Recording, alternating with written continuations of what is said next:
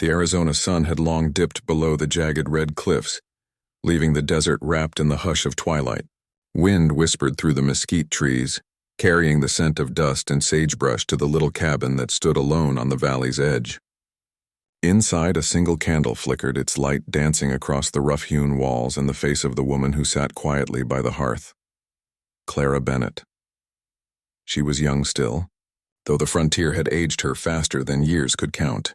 Once her hair had shone golden under the Missouri sun, but the desert wind had bleached it pale. Her hands, once delicate, bore calluses from chopping wood and digging for water. 2 years had passed since her husband, Samuel, had been killed by fever on their long journey west, leaving her with only a plot of land and a promise of hope that had since turned to dust. Clara had learned to live with silence. She talked sometimes to the wind or to the horse in the corral, but mostly to God, and she wasn't sure he was still listening. That night, as she sat mending an old shirt, a faint sound broke the quiet, a groan carried on the wind. She froze, needle in hand, eyes darting to the door. The coyotes had been howling earlier, but this was no animal sound. It was human, low, pained, heart-pounding. Clara took her rifle from the wall and stepped onto the porch.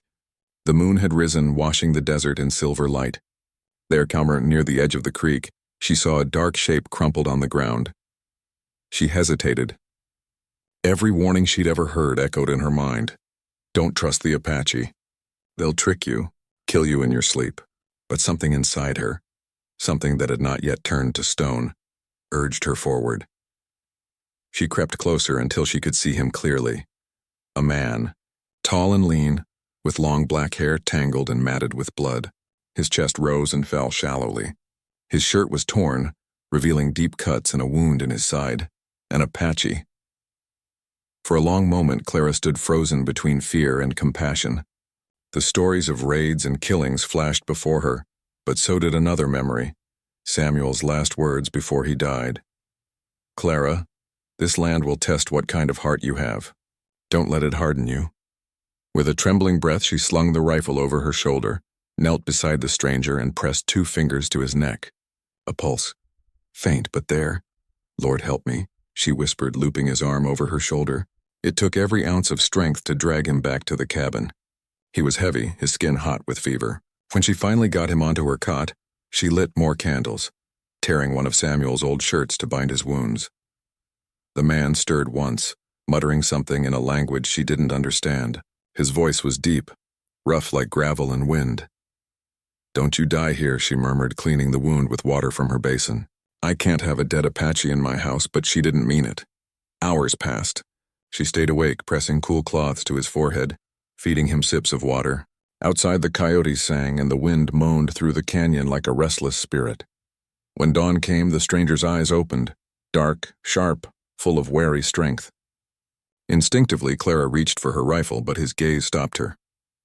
There was no hatred there, only confusion, then understanding. You, help me, he said, voice cracked. His accent was thick, his English halting. I did, she said cautiously. You were half dead. He nodded once, eyes scanning the room, noting the exit, the fire, her hands. Warriors always watched like that. Then his gaze softened. You are not afraid? Clara almost laughed. I'm plenty afraid, she admitted. But I couldn't leave you out there.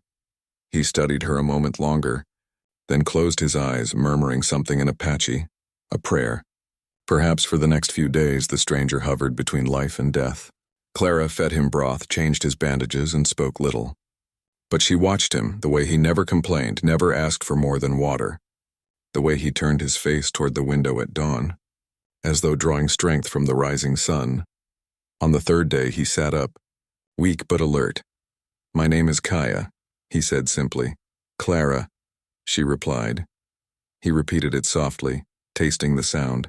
Clara! It came out like Selarah, each syllable slow, reverent. From that moment, something shifted between them. She found herself talking, about the ranch, about Samuel, about how the land never seemed to give back what it took. Kaya listened quietly, eyes intent, nodding now and then.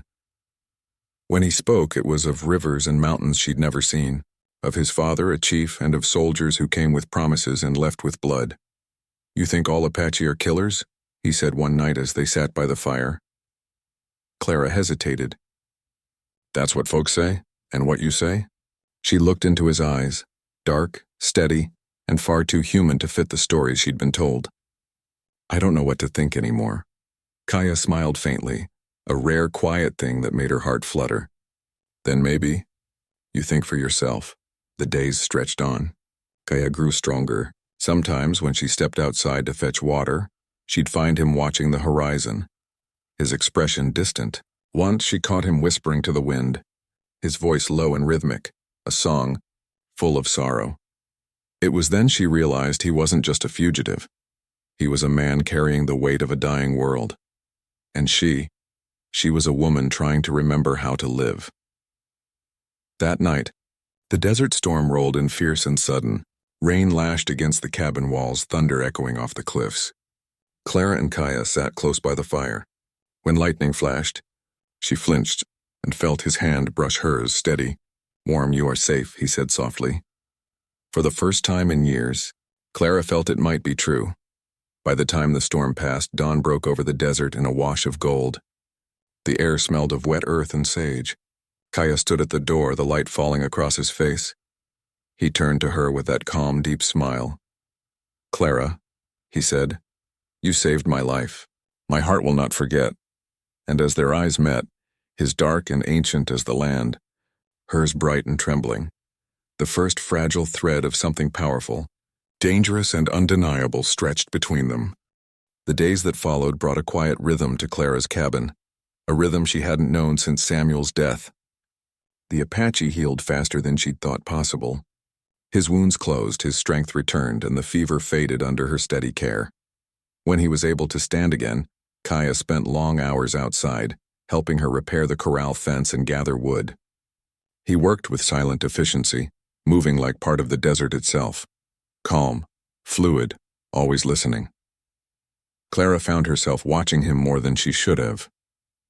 The way the sun caught the bronze of his skin, the way his eyes softened when he spoke to the horse, the way he never looked hurried even when he was strong enough to leave. She didn't ask why he stayed. Some part of her feared the answer. One morning, the dawn spread pale pink and gold across the valley, and Kaya appeared at her door holding 2 worn saddlebags. I must go for herbs, he said. For my wound and for yours. My wound? She laughed, setting her coffee down. I'm not the one bleeding. Kaya tilted his head slightly, eyes crinkling. You bleed here, he said, touching his chest. Inside. The words hit her like the wind, soft but impossible to ignore. He was right, of course.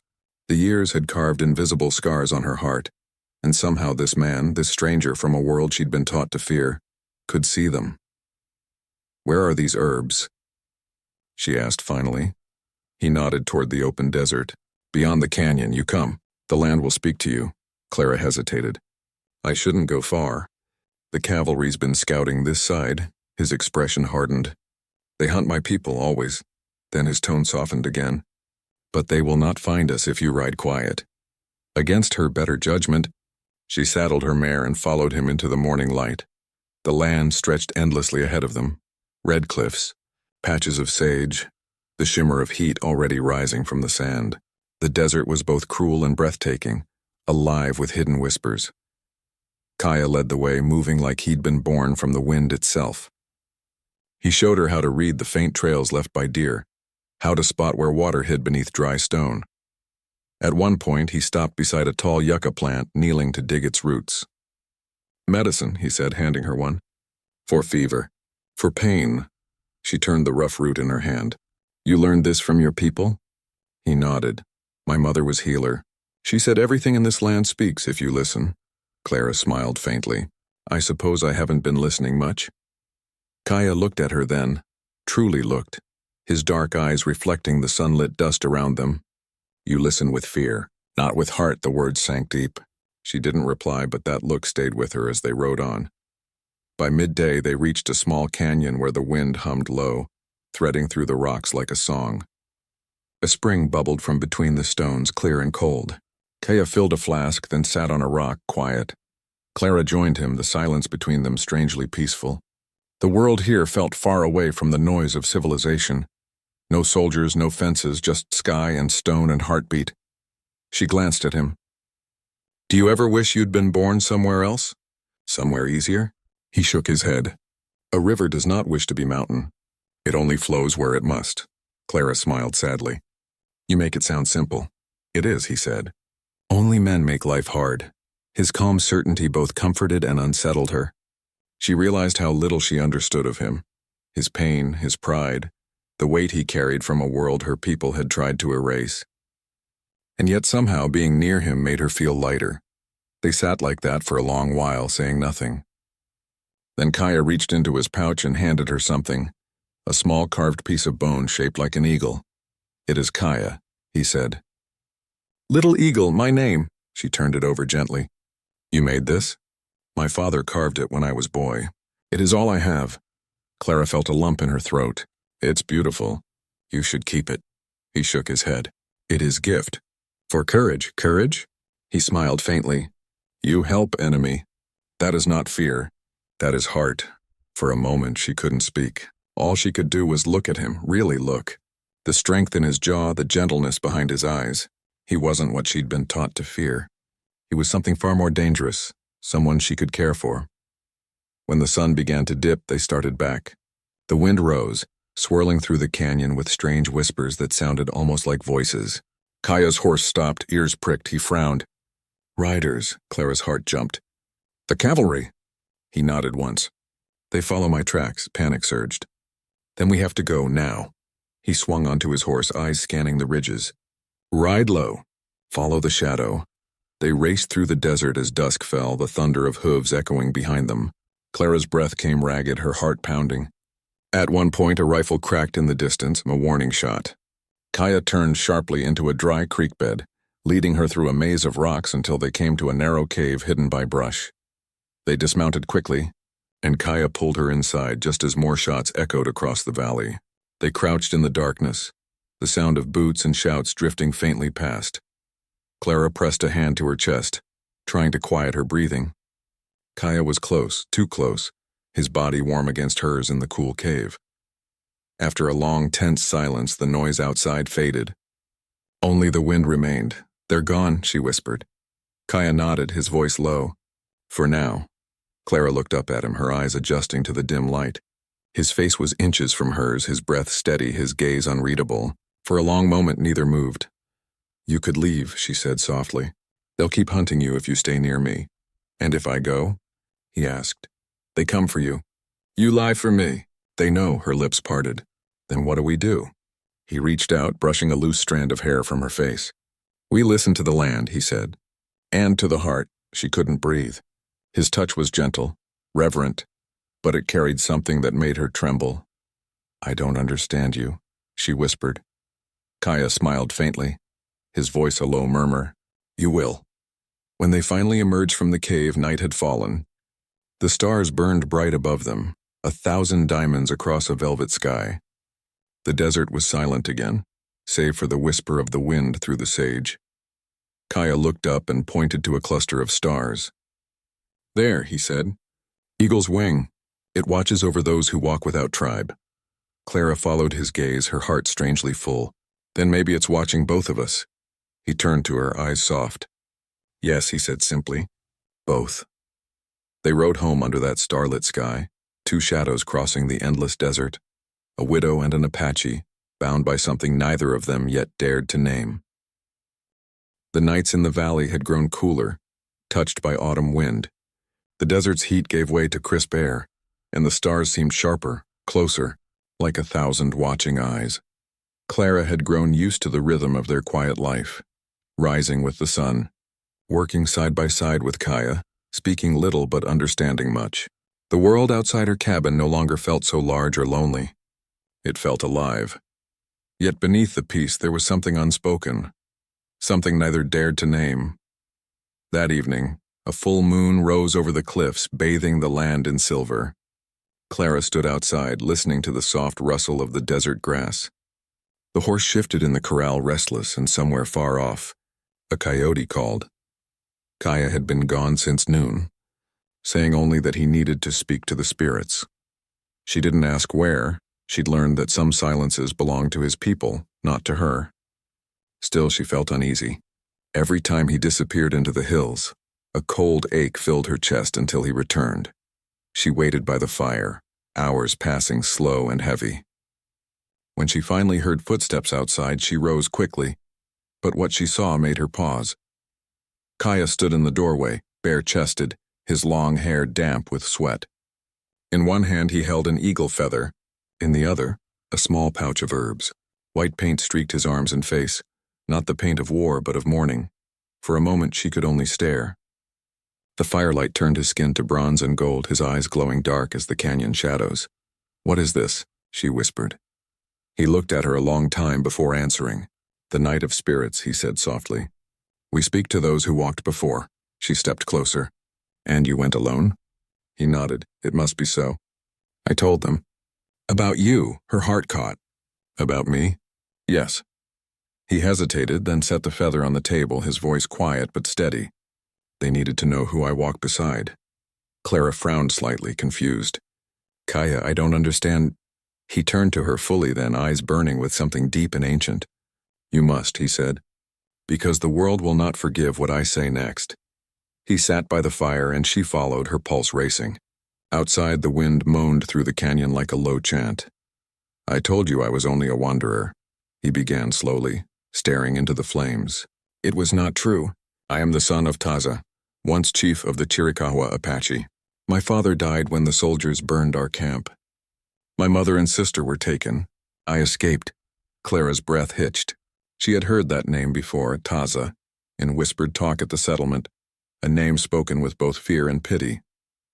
The army had called him a rebel chief, a raider. You're his son?" Kaya nodded, the light flickering across the plains of his face. "I have walked alone since that day. My people are scattered, some taken to the reservation, some dead. I am hunted because I will not kneel." He lifted his gaze then, meeting hers. "Now you see why they come to your valley. They think I am a ghost that must be killed." Clara's heart pounded. The realization hit her like a wave. She had been hiding not just a wounded man, but a wanted one. Yet as fear rose, something stronger fought it back. Compassion, admiration, and something even deeper. "You could have left me out of it," she said quietly. "You could have gone and never told me." He smiled faintly, that same small, reverent smile she'd come to know. "I cannot walk in your world as a lie." The words settled between them, heavy and honest. Clara sank into the chair across from him, staring into the fire. "If the soldiers find out, they'll hang me," she said after a moment. He looked down. "Yes," she gave a soft, bitter laugh. "You don't even try to soften it?" "I do not speak soft lies," he said simply. For a long moment, neither spoke. The only sound was the fire cracking, the wind whispering through the cracks in the cabin wall. Finally, she lifted her eyes. "Then why tell me? Why risk it?" He rose slowly and walked to the window, the moonlight painting his bare shoulders in silver. "Because truth is the only thing I have left," he said. "And you?" He turned toward her then, eyes fierce and tender all at once. "You are not the enemy I was taught to hate." Her throat tightened. "And what am I?" He stepped closer, close enough that she could feel the heat of his body, the steady rhythm of his breath. "You are my heart's mistake," he whispered, "and my heart's freedom." Clara's breath caught. She wanted to look away but couldn't. The air between them felt charged, alive, as if the whole desert held its breath. "Kaya," she began, but he shook his head slightly, silencing her. "No more words tonight," he said softly, "only truth." And then he did what she never expected. He knelt before her. "My love," he murmured, voice low and trembling. "Prepare yourself. For the world will not forgive what the heart chooses." Tears welled in her eyes before she even knew why. His words weren't a declaration. They were a warning, a promise, and a surrender all at once. He reached up, his hand brushing her cheek.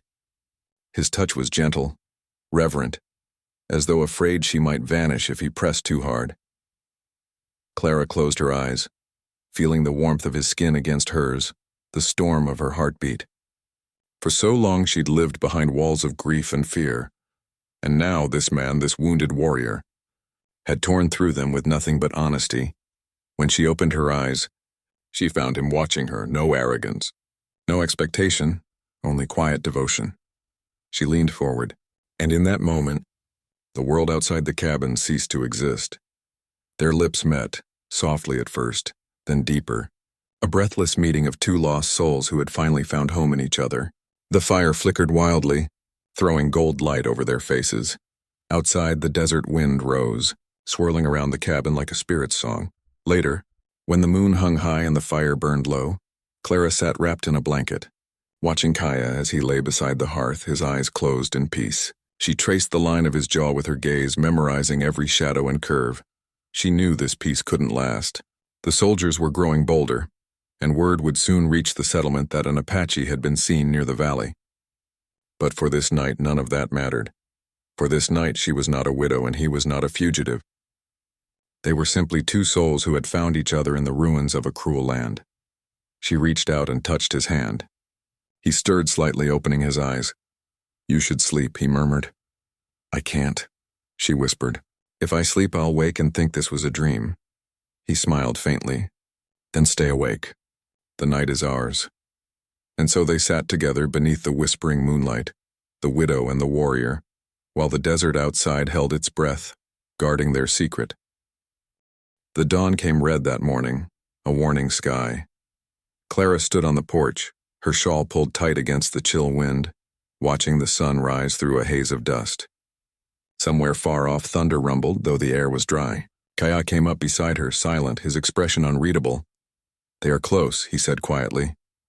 Her heart tightened. "The soldiers?" He nodded once. "I saw their smoke last night from the ridge. 2 days, maybe less." Clara turned to him, fear flashing in her eyes. "Then we should go, now, before they reach the valley." Kaya shook his head. "If we ride, they will follow. You will be called traitor." She grabbed his arm, desperation in her voice. "They'll kill you if you stay." He looked down at her, his hand coming to rest over hers. "They already tried," he said softly. "And still I live." Clara wanted to argue, but his calm, steady tone stilled her. He had the quiet bravery of someone who had already lost everything, and yet stood unbroken. "Then what do we do?" she whispered. Kaya's gaze drifted toward the horizon. "We prepare," he said. That day passed heavy with dread. Clara hid what supplies she could, food, water, bandages, while Kaya repaired the old rifle she hadn't used since Samuel's time. Every sound outside made her flinch. The creak of wood, the whinny of the horse, the cry of a hawk overhead. By evening, the valley had fallen eerily still. Not even the wind dared speak. As the sun bled into the cliffs, a lone rider appeared in the distance. Clara's breath caught when she recognized the man, Lieutenant Cole Harrigan, the officer who once courted her after Samuel's death. He was tall, with cold blue eyes and a smile that never reached them. He rode with arrogance, the kind that came from a uniform and a pistol. "Clara Bennett," he called, reining in his horse near the fence. "Heard tell you've been keeping strange company." Her pulse quickened. She forced a steady voice. "I don't know what you mean," he smirked. "Don't play coy. Folks in town say they've seen smoke from your chimney again and footprints and Apache prints." His tone turned sharp. "You wouldn't be hiding one of those savages now, would you?" Before she could answer, the door creaked open behind her. Kaya stepped out, tall and unflinching, his dark eyes meeting the lieutenant's without fear. The world seemed to freeze. Harrigan's hand dropped to his revolver. "Well, I'll be damned," he muttered. "The ghost of Taza's tribe himself. Leave," Kaya said simply. His voice was calm, but the weight behind it was like thunder. The lieutenant laughed. "You've got guts, I'll give you that. But I'm under orders to bring you in, dead or alive. And the woman, too, if she's helped you." Clara stepped forward, trembling but defiant. "You'll have to shoot me first." Harrigan's smirk faltered. "Don't make me do that, Clara. You've been a good woman once. Don't throw it away for this." He spat the word. "Indian." "He has a name," she snapped. "And he's worth 10 of you." The lieutenant's eyes hardened. "So be it." He turned his horse sharply. "At dawn I'm coming back and with men. You'd best have him gone by then." He rode off without another word, dust trailing behind like smoke. When the sound of hooves faded, Clara turned to Kaya, her voice shaking. "We can't fight them all." "I will not run again," he said simply. She stared at him, tears of anger and fear in her eyes. "And what about me? You think I can watch them kill you?" Kaya stepped closer, his hand cupping her cheek. "You will not watch. You will live." No. Her voice cracked. Don't you dare leave me again. He hesitated, pain flickering behind his eyes. Clara, the land takes what it must. It leaves the rest to remember. She grabbed his face, forcing him to look at her. Then remember this, she whispered and kissed him, fierce, desperate, like it might be the last time. The night passed in restless silence. They didn't sleep. Kaya prepared his bow and rifle, while Clara packed her few belongings, though she wasn't sure why. The air grew heavy, thick with the scent of smoke and rain that never came. Just before dawn, Kaya placed the carved eagle, his father's token, into her hands. Keep this, he said. It will guide you when I cannot. Tears blurred her vision. Don't talk like that. He smiled faintly, brushing her hair from her face. The eagle flies because it is free. So must you. Then he kissed her once more, gently, as the first light of morning spilled across the land. The soldiers came with the sun. Their horses thundered across the ridge, rifles gleaming in the dawn. Lieutenant Harrigan led them, his voice barking orders. Surround the cabin. No one gets out. Kaya was already outside, standing in the open, rifle in hand, eyes sharp as the edge of a blade. Clara watched from the window, her heart in her throat. Come out with your hands up. Harrigan shouted. Kaya didn't move. I said. The crack of a rifle split the air. A soldier fell from his horse and chaos erupted. Gunfire thundered through the valley, the sharp smell of smoke filling the air. Kaya moved like the wind, fast, silent, precise. He fired, ducked, moved again, his every motion pure instinct. Clara couldn't stand it. She burst from the cabin, screaming his name, Kaya! He turned, and just as Harrigan raised his gun, the world slowed. Clara saw the flash of the muzzle, heard the shattering roar, and before she could think, she ran forward. The bullet tore through the air. Kaya staggered, but not from the shot. It hit her. She fell into his arms, the world spinning, the sound of battle fading into silence. No, his voice broke as he cradled her, lowering her to the ground. Blood stained the earth, dark and shining in the sunrise. I told you, she whispered, her voice weak. I wouldn't watch. Kaya's eyes filled with anguish. Around them, his surviving Apache kin, a few hidden warriors who had come in secret, emerged and drove the soldiers back. Harrigan fled, shouting for retreat, but Kaya didn't care. He only held her closer, his voice breaking. Stay. Stay with me. Clara smiled faintly, reaching up to touch his face. I'm not leaving, she breathed. You're my home, and then with a final sigh, her eyes closed. For a long time, Kaya sat there unmoving, the desert wind carrying the echoes of gunfire away.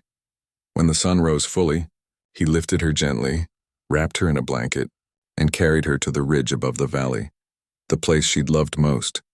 There, beneath the red cliffs, he buried her with her wedding ring and the carved eagle she'd refused to let go of. He whispered in Apache, his voice low, breaking. Walk with the spirits, my love. The wind will carry your name.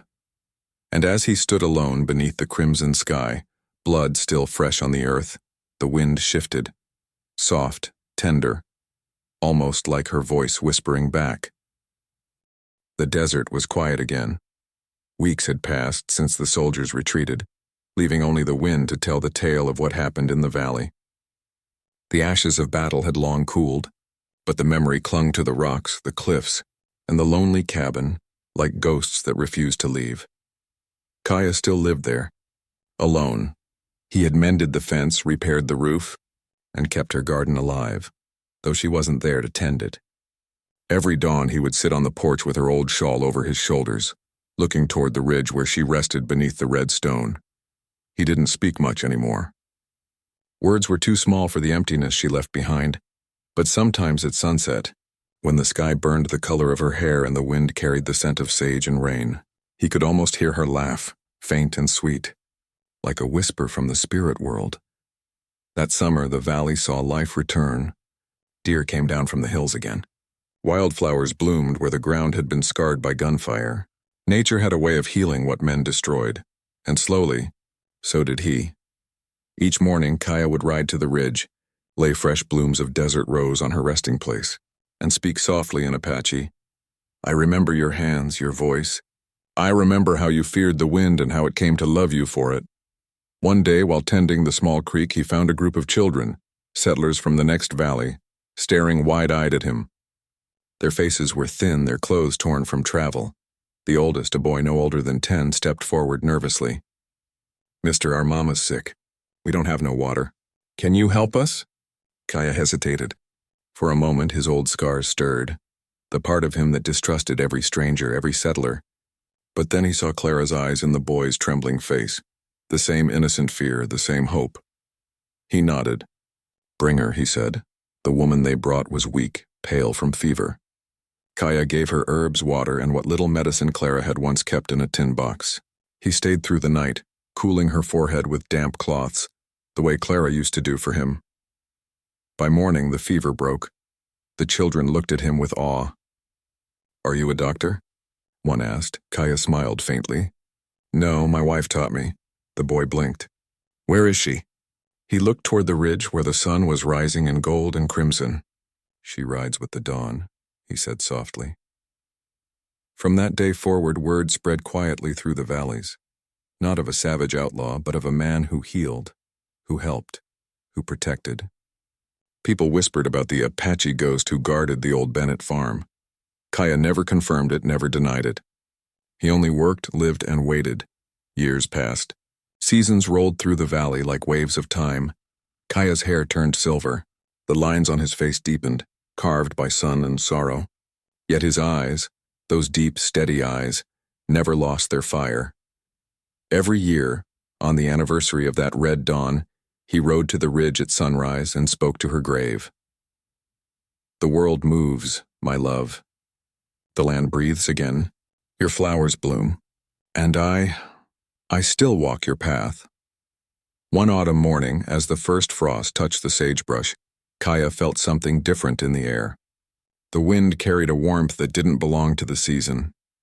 He climbed the ridge one last time, slower now, his strength waning.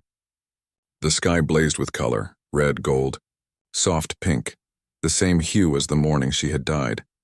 When he reached the grave, he knelt, breathing heavily, his hand resting on the cool stone. "Clara," he whispered, "I have kept my promise. The valley lives. The people are safe, and I am tired." A tear rolled down his cheek, tracing the lines of a life half lived, half lost. He closed his eyes, and then, through the hush of dawn, he heard it, her voice, soft at first, then clear as the wind. "My love, prepare yourself." His breath caught. The world around him began to fade, the cliffs, the sky, even the sound of the river. In their place came a gentle light, warm and endless. He looked up. She stood there as he remembered her, her golden hair flowing in the breeze, her eyes bright with life, her smile soft and knowing. She wore the same blue dress from that first morning he saw her.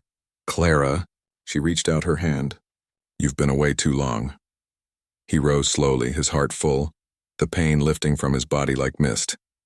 He took her hand, and for the first time in years he felt peace. Together they walked toward the horizon. The sun rose behind them, casting their shadows long across the valley.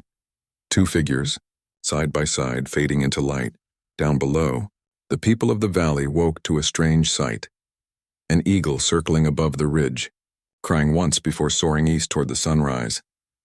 When they went up later that day, they found the spot empty. Only the carved wooden eagle lay atop the stone, perfectly still, as though placed there by unseen hands, and beneath it, carved freshly into the rock, were words no one could explain. "Where the wind begins, love never ends."